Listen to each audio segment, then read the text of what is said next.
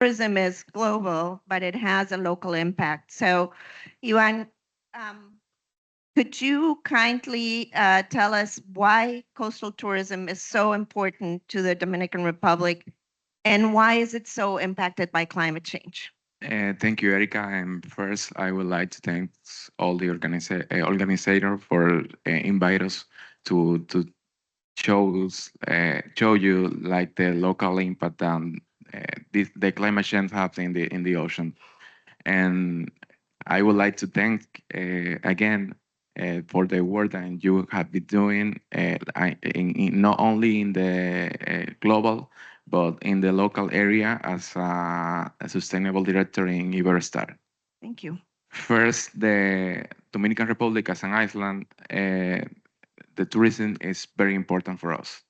Actually, 15% of our GDP is came from the tourists. For that kind of matter, we have seen like this kind of impact as an important matter in the political in the construction of public policy.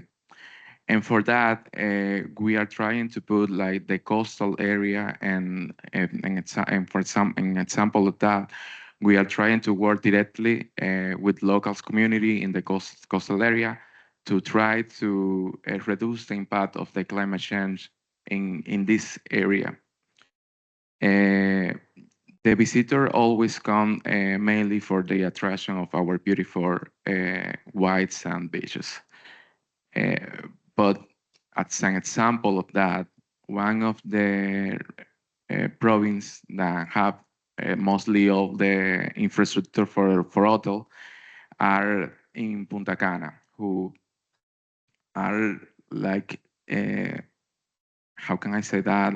We are trying to work directly to reduce the impact in this area because we have like many visitors coming to our area, but it's also full of biodiversity and a lot of mangrove are in the area of Punta Cana. So for that kind of reason, we are trying to work directly with the private sector and the local community to try to reduce the impact of this sector and try to reduce also the impact of the climate change and try to adapt to this kind of matter. Thank you for that context. Manuel, I'll be right back with you, but I wanted to ask you, Julia, just to finish to giving the context, and then I'll come to you, Manuel, is you mentioned the importance of adopting climate and mitigation strategies, which I know are a priority for travel and tourism. What do we need to understand regarding the climate risk for coastal and island tourism destinations?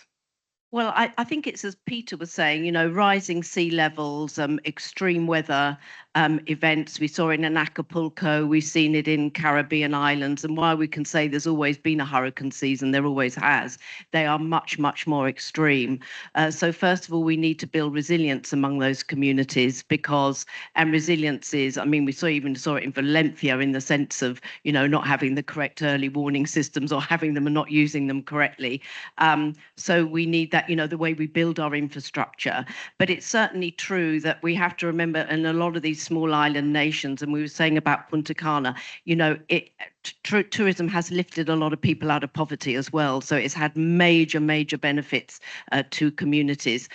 Talking about Punta Cana, I was there not that long ago, and I was working with a guy called Adam Keel there, who apart from doing 3D printing and replanting of corals that they're doing with Harvard University, which sounds simple, but it isn't, he was talking to me about the role of the local fishermen with corals, because the local fishermen there have been fishing with redes, with nets, to collect the tropical fish. And actually, so that when we line dentists all around the world, we don't anymore in the UK, thank God, it's been banned. But, you see sort of tropical fishes. But as they were doing it, the use of the nets was actually destroying the corals. So Peter's right, it's about temperatures and bleaching, and we understand that. But actually, you also need to understand the very specific thing in each location, because every area, has a slight different. So, but mitigating factors, it is about using renewable energies. We've got to use the renewable energy. That's definitely, as Peter said, within our gift. I come from aviation. That is a harder to abate area. They have done a lot, but we do need much more investment in sustainable aviation fuels, because all these people generally get to these locations by plane, and we cannot just sort of count that out of what we're doing. Thank you for framing that, because that's a perfect insight to Manuel. My question to you, which is, after hearing Julia's, and particularly that context of the relationship of biodiversity and climate, how do you see the decarbonization of the tourism industry while also being biodiversity positive? Sure, thank you. Look, it's always a pleasure to listen, Peter, and also because of his leadership and clarity. So I will try to connect oceans, tourism as an economic activity, and coastal tourism, and what to do with the coastal tourism. So what Peter has just said, it is true. We have to continue building upon and to make the ocean agenda more instrumental to the climate, biodiversity debate, but even more to take advantage of the synergies time. We're in a time in which we are connecting the 3 Rio Convention, and we're in a time in which we are seeking to move those synergies into the planning process to connect with NDCs, NBSAPs, national adaptation plans, among others. So that is in relation to the oceans agenda. But let me move into tourism. Why it is so important to bring tourism into the climate debate? Because tourism means an activity that it is a convener activity. It is bringing all the actors to show the beauty of many, many things. So it has the ability to promote more awareness to those actors. But also, and Julia, in some way you have already mentioned this, it is a connector of different topics, because to go to some place, or you take a plane, or you take a cruise. So also it is a place in which you can multiply your message to say to the aviation sector, you have to continue working in developing new technologies, or to use aviation biofuels, or when it is about cruise, not to change your fuel, as a way to be more sustainable. Something that fortunately it is happening in the shipping sector. In the shipping sector, it is amazing what Maersk is doing and how much it is evolving into using methanol, as and green methanol as an alternative fuel to promote a net zero time. So it is a connector of many sectors. But let me move into the coastal tourism. We know what is happening with coastal communities and with coastal ecosystem. You are for Dominican Republic, and for example, in the whole Caribbean, the presence of sargassos, in some way it is affecting beaches, and everybody knows. And sargassos, it is because the heat in the ocean, so we are raising the temperature of oceans. Also, we have coral reefs, and we know how much we are entering into a tipping point. The WWF Living Planet Report 2024, it is identifying 3 tipping points: the Amazon, the subpolar gyre, and the coral reef. So we know what it could be the future and how we must adapt to that new reality. To last things, you mentioned sea level rise.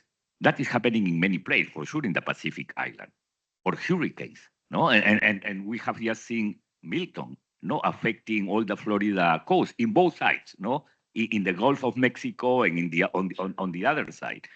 So we have to recognize the importance of working in coastal areas to see how can we promote resilience when it is connected with coastal tourism. But let me say something, last word, because I have already seen the sign. I am Peruvian, and we know that Peru, Lima, it is a gastronomy destination, and everybody appreciates a good ceviche. What does it mean? That you have to work with communities, fisheries communities, fishermen communities, because those are the communities that are providing the food or the gastronomy to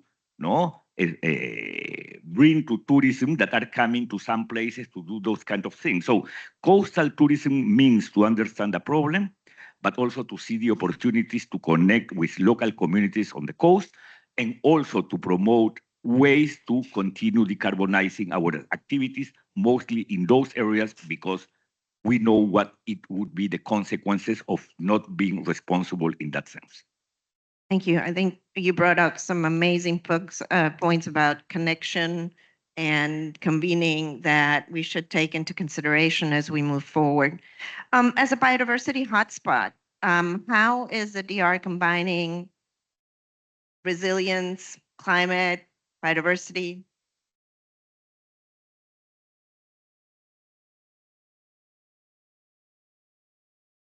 Okay. Well, as I mentioned earlier, climate change has a negative effect in our marine biodiversity, and it's an everyone's responsibility. We need to work together with all the stakeholders that are involved in this kind of thing, and that include the fisher, that include the people that are living in the coastal area, that include the private sector that are doing investment in our area, and also that's involve the local authorities and also at the national level. So for that kind of reason, we are trying to connect with everybody that is involved in this situation to try to work together as a common responsibility. Like most of the country, we are also commitment to fulfillment the target 3 of the Global Biodiversity Framework, and we are also have an important achievement that the Dominican Republic this year, as a part of an event in April, we achieved the 30% of our marine area protect. And I think it's a big achievement for the Dominican Republic to start this year, but we cannot stop the work only in the declaration of this protected area. We need to secure more things and work together with the communities to try to protect this area. Also, the protection must be complete by other very important local initiatives to address this kind of coastal biodiversity and tourism. And talking about ecosystem conservation and restoration, then we need to do this together with all the people that are working in the coastal landscape. And talking about the integration of coastal zone and management, and including the private sector in this management. And finally, I mentioned the citizen education and awareness. We need to empower our people and train local people to try to fight this together. Great. I know we're coming to close to the end of our session, but there's 2 points I want to raise. Julia, with you, what are key drivers that I know you're tracking for environmental impact? And then what is the financial needs that we have to protect coastal and marine tourism? And then I'll come to you, Manuel, because I think hearing the voice and the role that the NGOs have to play is going to be very important. So yeah, no, thank you. We estimate, and we've been working with the Berostar on this, so thank you for that, that in terms of revenues, our businesses in coastal areas need to be putting about 2 to 3% of their revenues aside, and it's going to be costing about $65 billion a year annualized to invest in, whether it's mangrove protection, whether it's ensuring that you're using renewables. But the reason governments have to work hand in glove with the private sector, and I'll give you an example. We had one big hotel chain that was opening a really beautiful property that had been very respectful to the surrounding environment. And sometimes hotels go in and actually rewild, areas that have been destroyed for other reasons, and they rewild and they protect species. But they wanted to use solar power, and they had actually brought their own solar panels to do it. And they were told by the government that if they wanted to develop there, they had to use energy from the national grid, and the national grid was dirty energy. So it's an example that we cannot do it on our own, and we've got a completely symbiotic relationship in terms of reducing our impact and actually reinvesting in coastal areas. Thank you for that. So, Manuel, to hear from you, what is the role of NGOs in achieving these targets? You've seen So- we've got government, we've got private sector, now you. So important, so instrumental to keep this process not only alive, to keep it resilient and to be strengthened. And let me say 2 or 3 things. Here we are under the title of the Marrakech Partnership, something that proudly started in Lima COP20 under the title Lima Paris Action Agenda. That was the beginning of the convening of non-state actors into this table. And look now. And I have something so important to say to you all.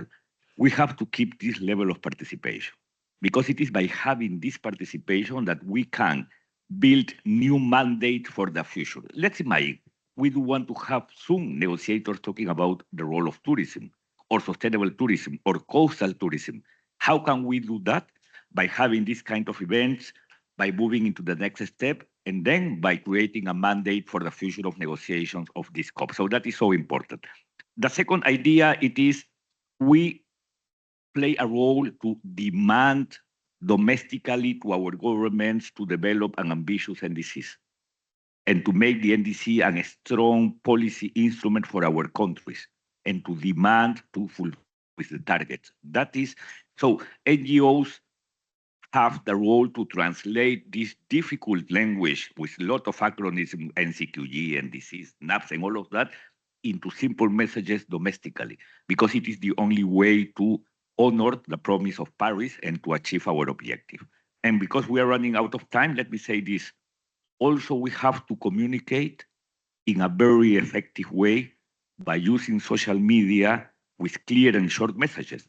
Something that as WWF we have just made with a beautiful 1-minute video around oceans and climate change, that in 1 week it has already had 4 million views. No, and that is the role that we have to play, because by doing that, we will help people to understand why oceans and the ocean agenda and tourism, it is so important to address the consequences of climate change. And probably the last, we are mostly working for the most vulnerable people. No? And even the sectors are working for that, because by the end, it is the most vulnerable people, the people that would be more affected if we are not able to address well and with effective and implementable actions the consequences of climate change. Thank you. I want to wrap up with bringing some of the key points that we've heard here.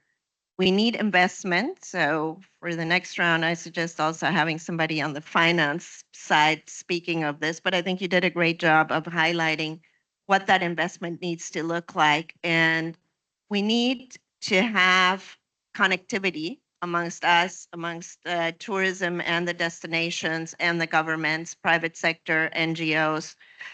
We have to have an active interaction, which is what you're saying here, coming together with all the sectors that are participants in the tourism sector and that we can influence. One of you spoke about the influence, the power of influence that the tourism sector has, and we should do more of that because we are the direct beneficiaries of any change that we're able to achieve. This is global, as I mentioned before. It is local, and we've seen the examples. And we've gone to the point of the examples that you brought of the fishermen. So it's not just the local government, but it's going all the way down to the fishermen. And again, this is something that our youth will lead, and that we need to integrate. Social media is a great way to do that, but also with their voices and their actions. So I want to thank the three of you for giving us this broader perspective. I definitely want to thank the organizers for putting this together. And Peter, I particularly want to thank you for giving us the context and always keeping it very real for us to follow. So thank you all, and over to the next.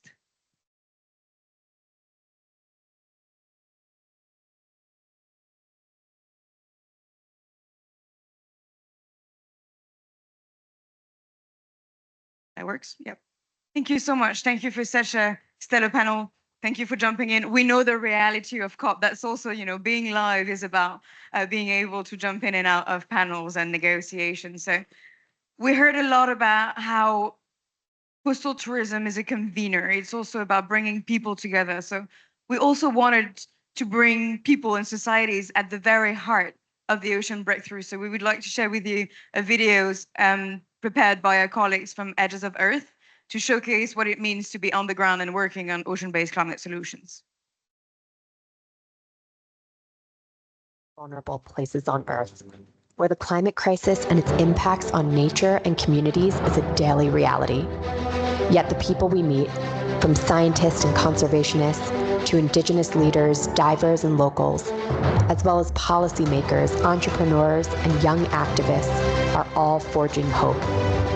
Even when the weight of these challenges feel unbearable, these are the people who don't back down.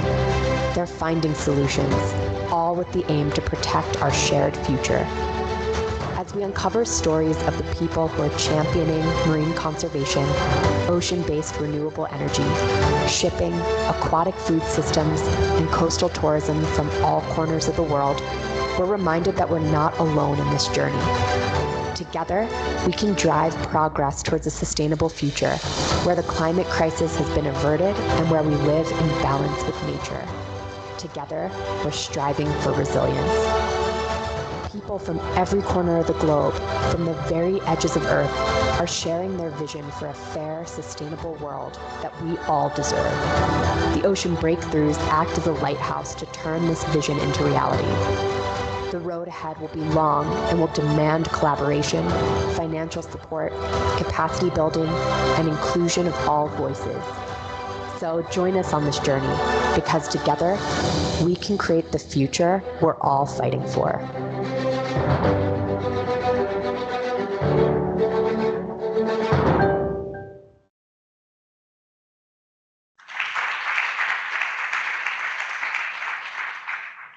Thank you very much. Yes, I think it's very important to remember there are so many faces behind all of this efforts, activities, on the ground action.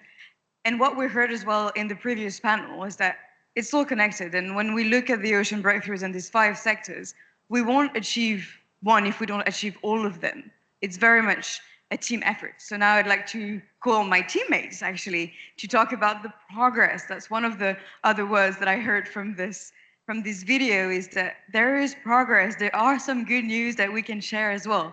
So I would like to call on stage my panelists for this second panel on taking action to the next level. Shamini Selvaratnam, please, there you are.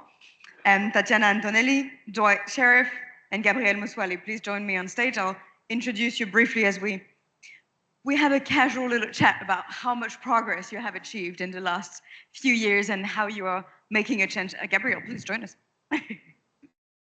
I'm actually very excited about this panel because we have been working so hard collectively in driving this collective action and making sure that we actually get some results.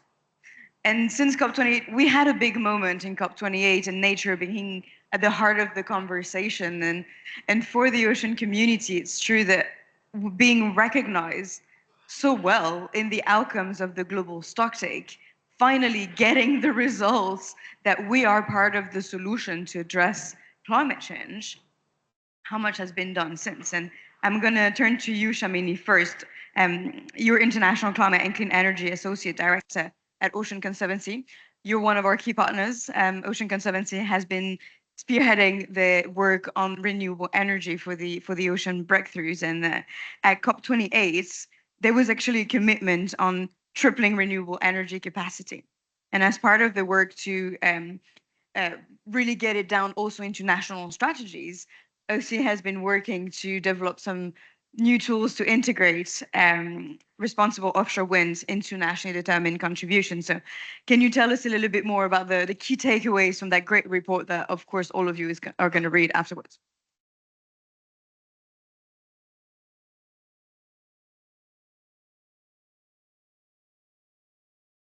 Now that I know how to use the microphone, I can respond to Lorelai's question.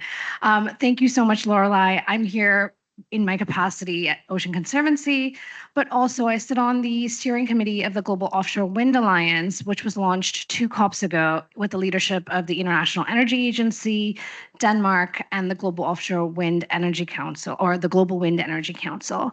And Ocean Conservancy is the only conservation organization that is involved because we know the high-level panel on sustainable ocean economy, according to their report, ocean-based climate solutions can produce up to 35% of emission reductions.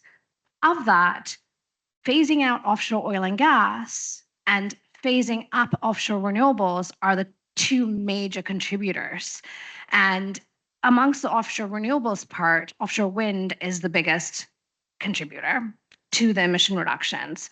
But we also want to ensure that when we are deploying offshore renewables, offshore wind, particularly at the scale and pace that's required to meet the emission reductions target and the tripling renewables target, we want to make sure that it is being done in a way that protects marine biodiversity, which is why the Ocean Renewables Breakthrough calls for deploying a 380 gigawatt target, which in line with science, but also doing it with net positive impact to biodiversity. So last year at our ocean, we partnered with the Global Offshore Wind Alliance, and they committed to supporting us to get their member countries to incorporate sectoral targets for offshore wind in their NDCs. And this year, we worked with a number of partners, including Ocean and Climate Platform, WRI, IRENA, to develop a NDC guidance tool for incorporating responsible offshore wind. And I'm really pleased to say that it was highlighted by IRENA at an interagency UN meeting as one of the tools to increase ambition for sectoral targets in renewables. And we're also working with the NDC partnership to host a workshop for countries at the IRENA Assembly that will happen next month in January to get this work going so that it can be incorporated in the next round of NDCs that are coming due next year. Thank you very much, Shamini. That's a lot of progress. And I think it's very important, and we've had many conversations about this, but this ocean community really needs to spread its wings to really integrate and collaborate with other communities. And you're doing a stellar job at bringing the energy community together as well. So now another one of our industry-led breakthrough, the shipping breakthrough, which was obviously launched ahead of the ocean breakthrough. This is a big family. And you have made considerable progress also in building synergies, because now you're also really accounting for biodiversity, and that is absolutely fantastic. So Tatiana Antonelli, you're the founding and managing director at Gumbuk, one of the partners of the MENA Ocean Initiative. Can you tell us a little bit more about the marine biodiversity roadmap that has been developed as part of the shipping breakthrough? Thank you, Lorelei. It's a pleasure to be here today. So we heard already from the keynote this morning from Ambassador Thompson and earlier in the previous panel. It's all about decarbonization, and we are looking at different ways to do this with different sectors. Of course, to align with the 1.5 target of the Paris Agreement, we have different targets. So, of course, zero emission fuels to make up 5% of international shipping's in and energy demand. 450,000 seafarers need to be retrained and upskilled. So also the social aspect of this decarbonization, and at least 30% of global trade need to move through climate adapting ports. So we're looking at ports. So this is overall the picture of the shipping industry. But we always talk about decarbonization and not much about nature. But as Her Excellency Razana Mubarak always says, there is no Paris Agreement without nature. So we really need to start looking at how we can do this. So alongside the transition to a zero-emission trajectory, the shipping industry must take action to reduce the impact on nature and develop biodiversity positive strategies. And how can we do this? So assessing and avoiding the negative impact, such as noise pollution, non-indigenous and invasive species, which we mentioned also earlier in terms of tourism, and different economies are affected by that, and also different collisions within marine life and habitats. So we're very excited to be here this morning to announce an incredible partnership between 7 partners and to announce the launch of the 2030 Marine Biodiversity and Ocean Health Breakthrough and Roadmap for International Shipping. This is a big announcement. We're very proud to be part of it, together with the Marrakech Partnership, the Sustainable Shipping Initiative, Equal Roots, the UN Foundation, the Climate Champions Team, Ocean and Climate Platform, of course, the UN Global Compact, and Gumbuk as MENA Ocean Initiative.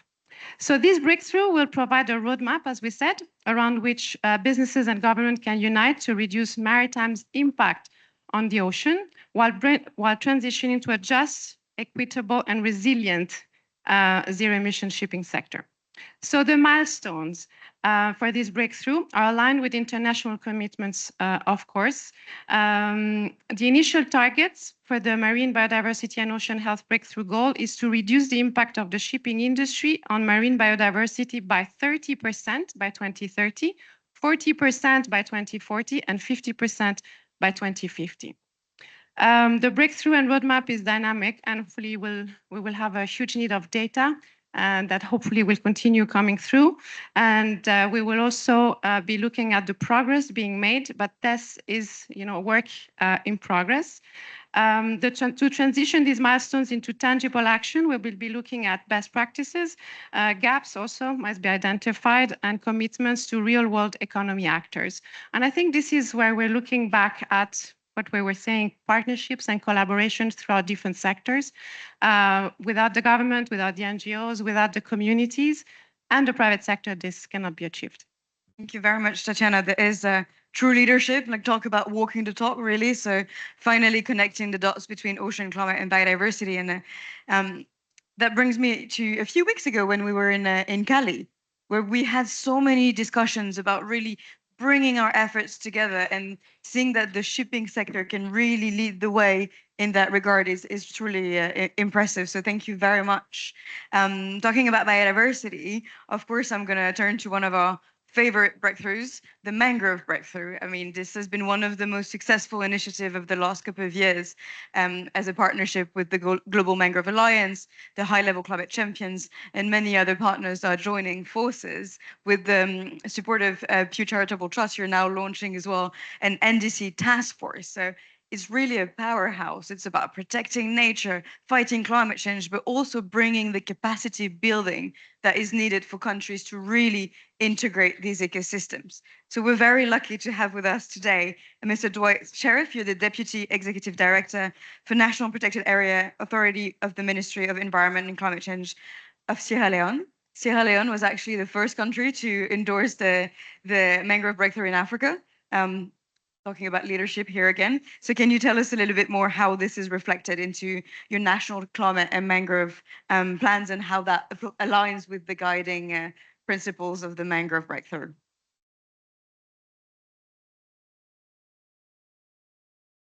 Thank you very much. I'd like to appreciate the request for us to be here. And I want to appreciate the ambassador for a succinct keynote statement made, at least to give an insight about the concentration as to how we should be able to make sure we become friendly to the marine environment. Sierra Leone is the first African country that endorses the mangrove breakthrough sometime last year, 2023, COP28. Our country has about 560-kilometer coastline, which stretches with a diverse biodiversity and that of marine ecosystem services. And as a result of that, 70% of this coastline mangrove ecosystem has some kind of good sand beaches, which stretches right across our coastal lines. So 70% of it is in very good shape. However, for the commitment of our country, these mangrove areas or marine coastal lines has been designated. 4 of it have been designated to be a marine protected area. by our government. And therefore, out of these MPAs, 268,000 hectares of pristine mangrove forest, excluding the degraded areas, is part of our concern as a country that we need to concentrate. And therefore, about 60,000 of these mangroves have been lost for the past decades. And the government is interested to ensuring restoration. And this restoration based on the climate change, which definitely has made a loss of this amount stated earlier, has made the climate change to be heightened along the coastal lines, not excluding our cities, even transport, marine transport system, marine transport infrastructures, and etc. So therefore, in the area of aligning our management breakthrough plans for this climate resilience, we did not only be the first endorser of the climate breakthrough, but we have paid key attention to the losses of our mangroves and marine ecosystem within our borders. We are definitely concerned about that. And we have paid key commitments to ensuring that we do restoration of 30,000 hectares of these mangroves that we have lost. And for the fact that by every year, 1% of those mangroves are being lost, the restoration aspect has been definitely concentrated to making sure we halt and reverse the annual 1% loss of those areas of our mangroves and restore effective management in the area of our protected mangroves. And we intend to achieve this target by promoting private partnership investment and to build bilateral and multilateral partnership to ensure that we are able to reclaim these areas that have been degraded. However, to ensure we align our plans with this theme, the government of Sierra Leone has developed the Blue Economy Strategy Framework and National Action Plans, which concentrate into 6 key areas. One is the food security aspect. 2 is the marine transport improvement. 3 is the coastal environment protection. 3 is the marine security enhancement, good governance support, and above all, advancement in sciences and research. Thank you so So much. we have It's, done that. truly impressive, and I love the integrated approach. You know, top down, bottom up, across, horizontal, vertical. That's brilliant. And with another hat, I have to say that I'm quite pleased that you mentioned cities as well, and the importance of nature-based solutions for the thriving of these coastal hubs. And a little teaser for next year at the UN Ocean Conference, there will be a dedicated special event on coastal cities and regions that very much talk about the resilience of our shores. So thank you so much for leading the charge, and the mangrove breakthrough is definitely in good hands with you as part of the leadership. Of course, you talked a lot about the national level, but I'd like to go down to the more local level, and it's my great pleasure to have Gabriel Muswali here with us as well. You're the Secretary General and Program Manager for Earfish, and we've heard already in the previous panel that fishermen are at the front line, whether it comes to the impacts of climate change, tourism, scarcity in resources. So Gabriel, can you share with us a little bit your experience and the work that you do with Earfish in securing also food security based on fisheries and aquaculture in East Africa? Okay, thank you so much for having Earfish here. Earfish is not the ear of the fish. It stands for East African Platform for Non-State Actors in Fisheries and Aquaculture. And I would like to pick up from just the previous session that we had, where we were discussing the issue of tourism. And also, for those of us who are working in this space, there has been this message, this encouraging message, inspiring as it were, that the ocean is not always a victim, it's also a solution. So picking up from that particular message, how is the ocean a solution? For us within Earfish, the ocean is a solution because it's not only guaranteeing availability of oil and gas, it's also guaranteeing the availability of aquatic food resources. Unfortunately, the agenda of aquatic food resources is never amplified as much as we would want it amplified. Probably because the economic dimension of it is not so big. It's not as big as the economic dimension of oil and gas. But we all know, and I would like to talk this within the context of East Africa, within which the area in which we operate, that the East Africa, with a population of around 400 million people, has abundant fisheries resources. But it also happens to be the region, part of the region in Africa that experiences serious malnutrition. It also happens to be the region in Africa that also experiences a very unfortunate situation of poverty. So for us in this particular space, our interest is to ensure that we do not have this very unfortunate situation of having abundant resources, aquatic resources, but then also suffering from poverty, experiencing malnutrition.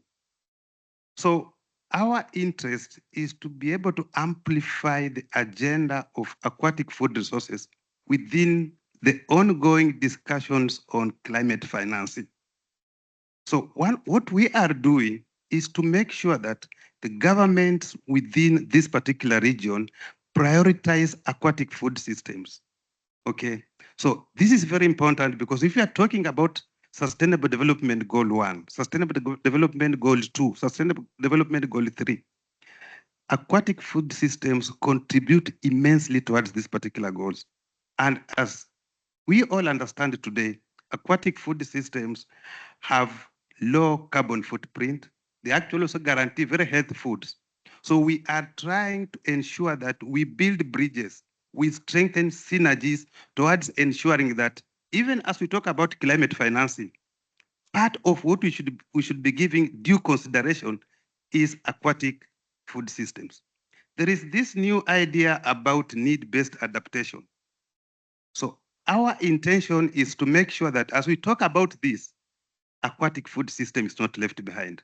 Of course, we are alive to the mantra of the Sustainable Development Goals that no one should be left behind. But even as no one should not be left behind, we should also make sure that we are not left behind.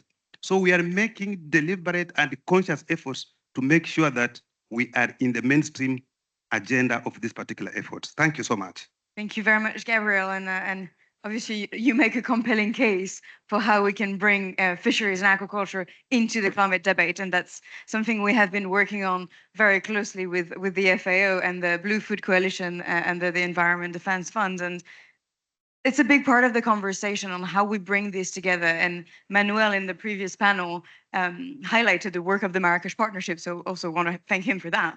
But it's about coordination, it's about collaboration across stakeholders. So I'll stay with you a little bit longer to ask you how coordination, including with non-state actors, can really elevate the conversation on bringing climate and fisheries together. Thank you so much. You talk about a very pertinent issue, and that's coordination. Remember, when we are talking about aquatic food systems, we are having very many actors, very many stakeholders. There are those ones whose interest is aquatic biodiversity. There are those ones whose interest is purely economic. There are those ones whose interest is meeting the population's nutritional needs. So it becomes extremely important to have all these interests addressed through a very effective coordination mechanism. And that is why for us, it is extremely important that we approach it from a point of synergy building, from a point of appreciation of what others are doing so that at the end of the day, your objective is achieved, mine is achieved, his is achieved without having to have a situation where we have some complaints arising from any particular quarter.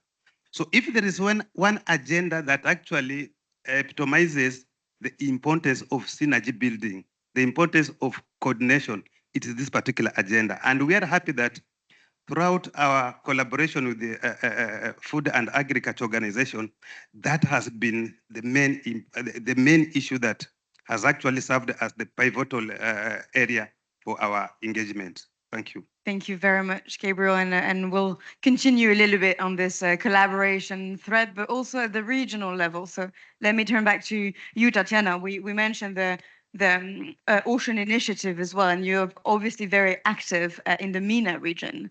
Can you tell us a little bit more how the Ocean Initiative can also help deliver on the roadmap and its goals that you mentioned earlier, please? Thank you.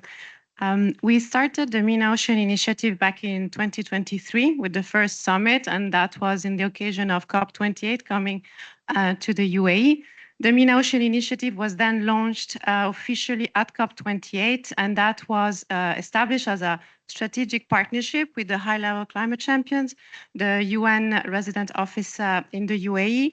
The World Green Economy Organization also has recently joined, and of course, UNOC 3. Because we want to bring the voice of the MENA region as a united voice on what is happening in terms of oceans.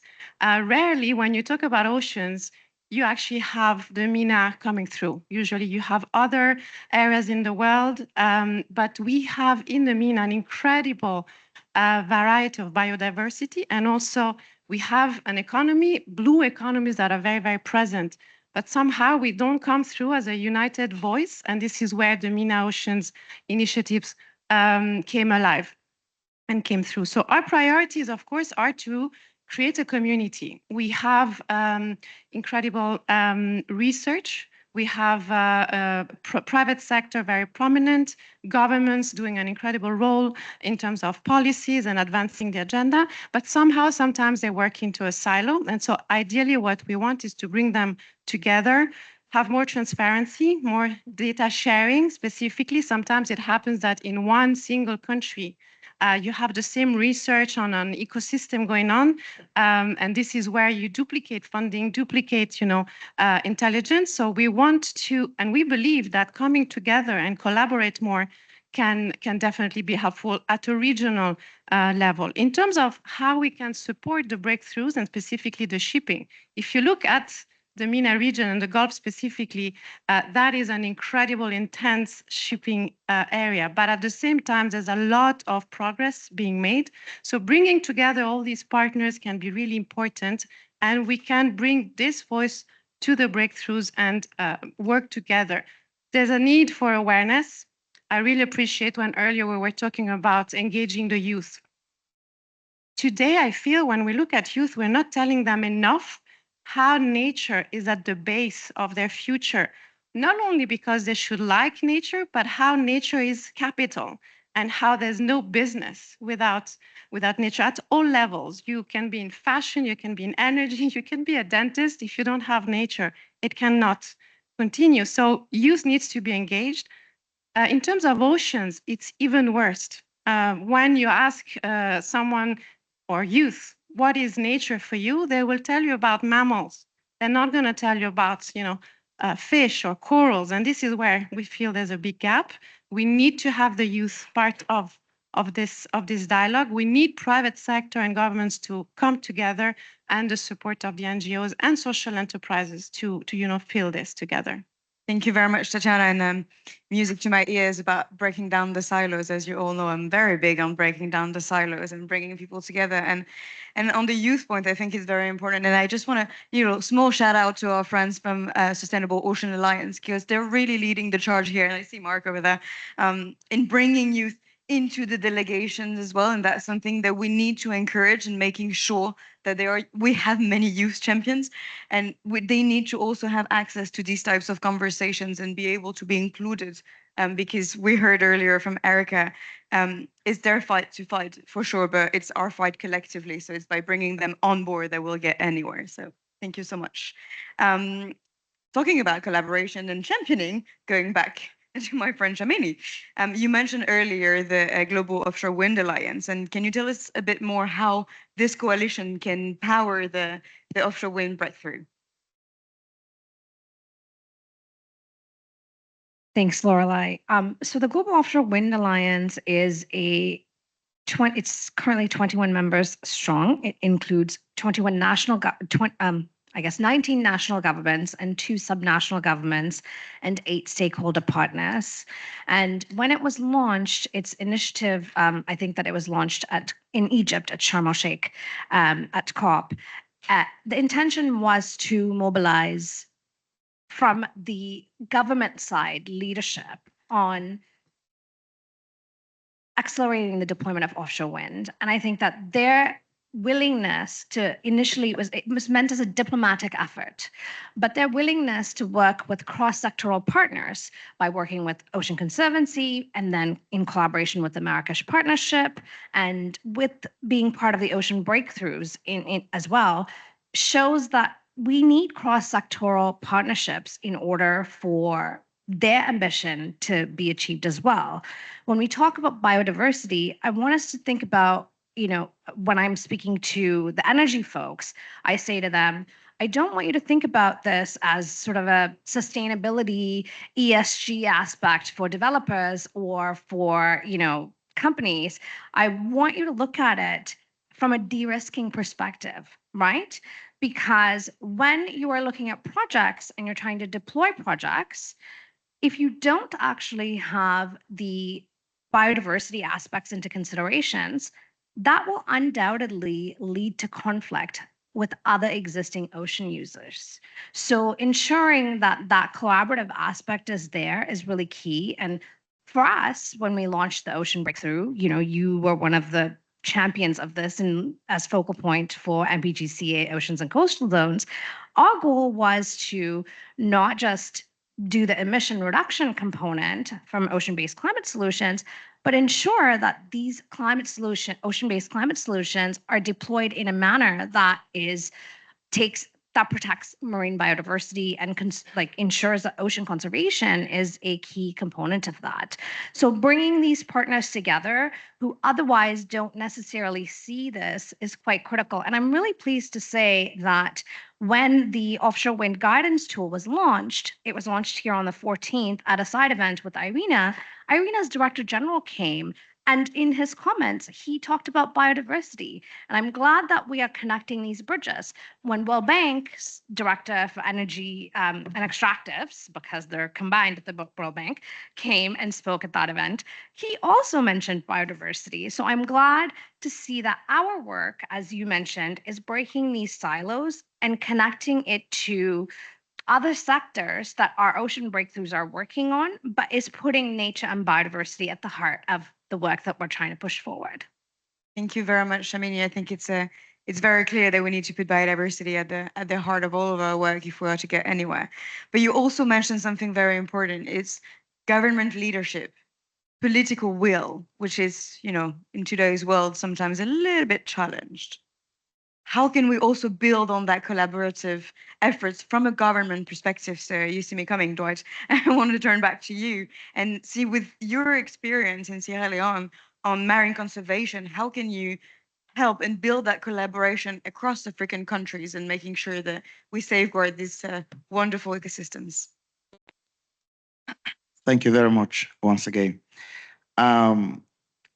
Collaboration and effective consultation has been part of the government agenda and the institution that we are part of. In the area of ensuring we do collaborate, it shouldn't just be at the top level. It has to be from the top to the bottom, and where possible, the bottom to the top, because these activities are seated in the communities where these marine ecosystem services are. So one when you want to ensure whether the people that are seated within the marine ecosystem services has the opportunity to collaborate, you need to initiate a small-scale pilot mangrove activity.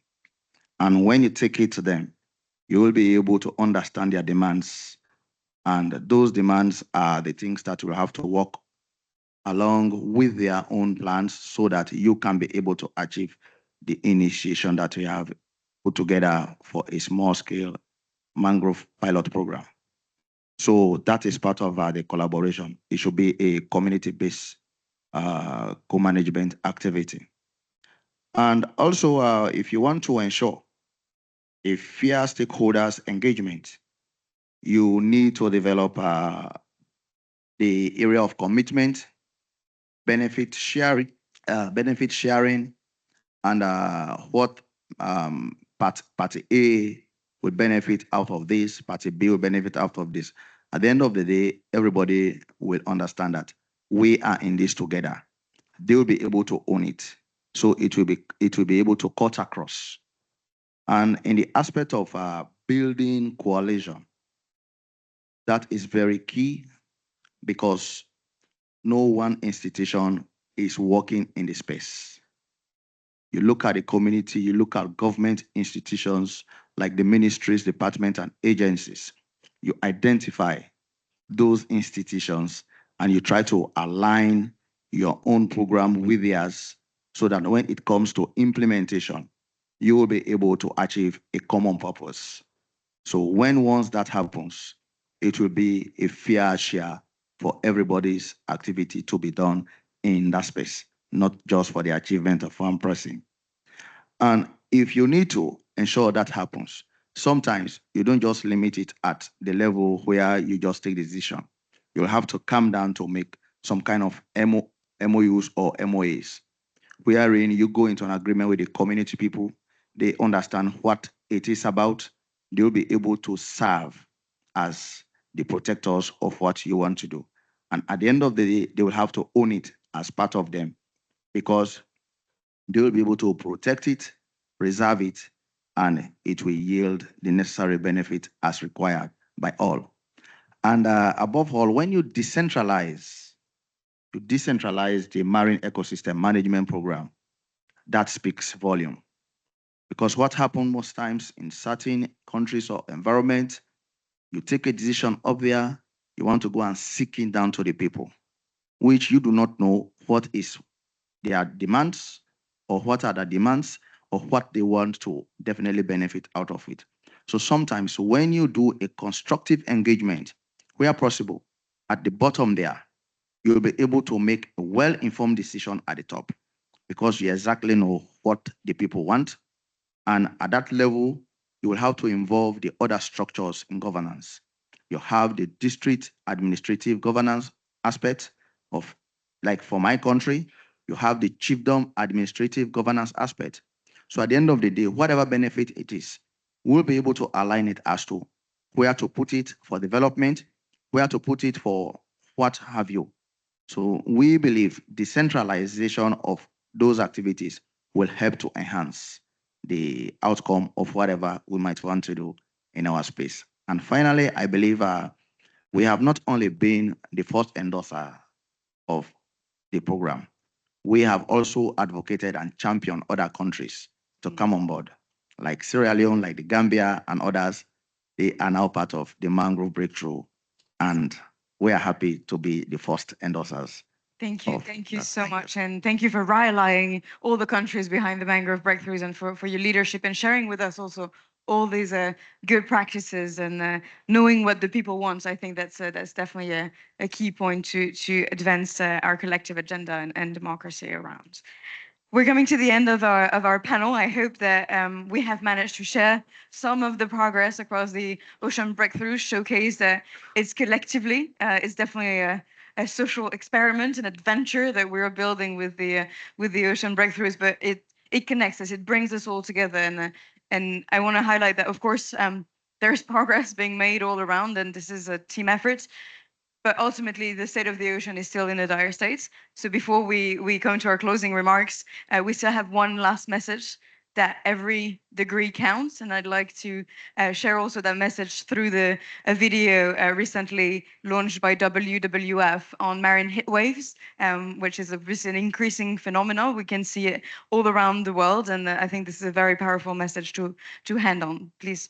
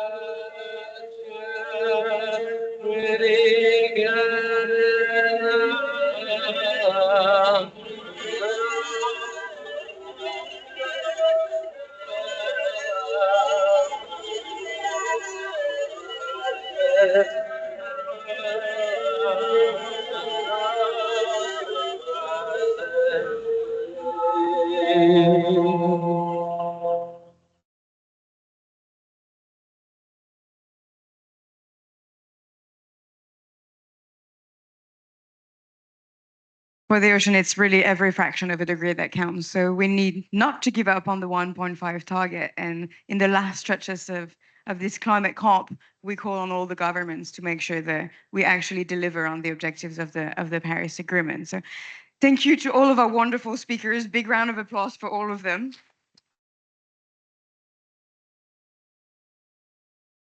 And now it's again the end of yet another Ocean Day. So every time it makes me a little bit sad. But this year it makes me especially sad because for closing remarks, we have Her Excellency Hassan Al Mubarak, our climate champion from COP28. You're coming to the end of your mandate this year. Of course, you will remain our nature champion and you have been embarked into the ocean community. But on behalf of the Marrakech Partnership and all of this incredible community, myself and Inyas, obviously, who's not here today, but we just want to say huge congratulations from the bottom of our hearts. Thank you so much for being our cheerleader and our champion. And thank you for closing this event. But Hassan, seriously, thank you so, so much. Thank you.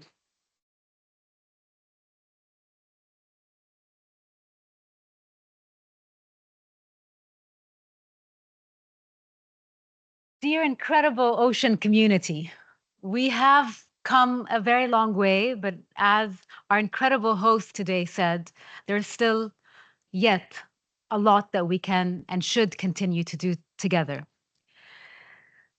But first, it is important that we do recognize the achievements and the successes of the ocean breakthroughs since their inception at COP28 last year. Fundamentally, the oceans and nature has been now recognized in negotiated text that they are fundamental to achieving the Paris Agreement.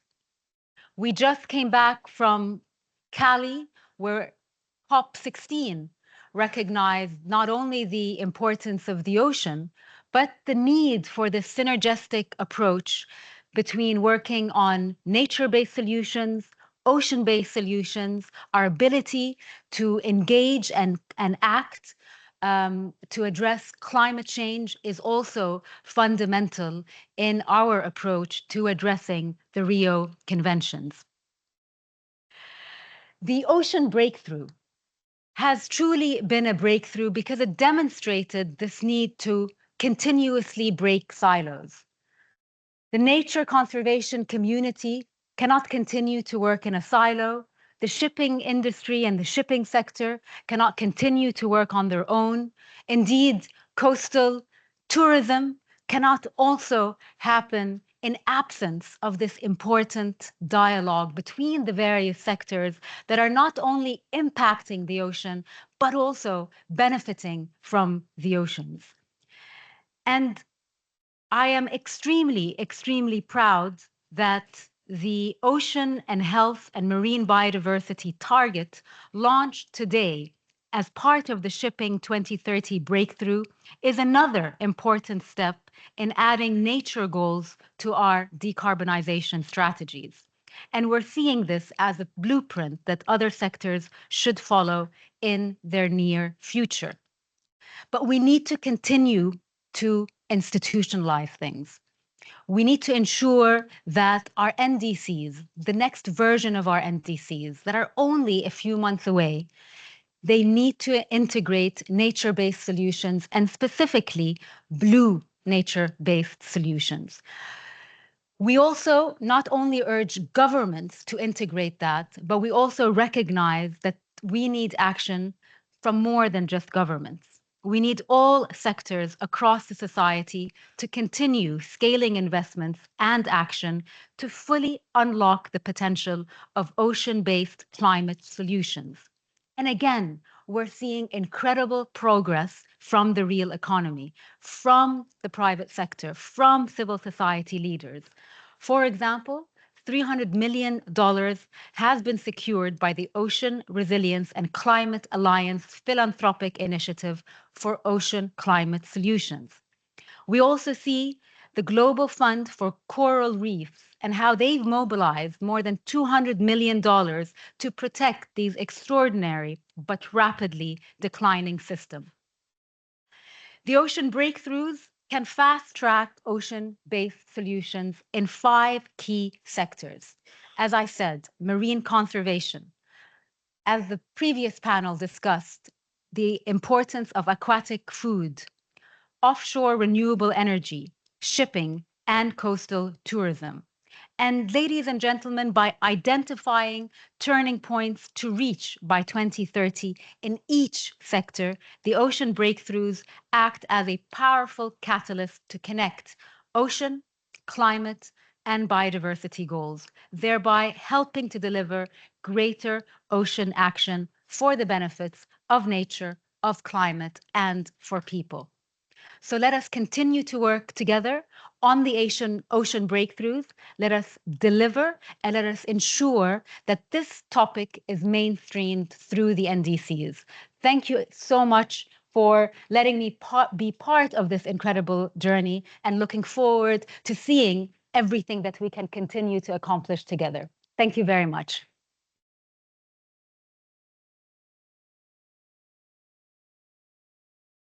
Thank you very much, Hazan. This goes for the end of the Ocean Action Day. And if I can invite all of our speakers to come on stage for a family picture, that would be wonderful. And otherwise, I wish all of you a wonderful Ocean Day throughout. And until next year, I guess. Thank you.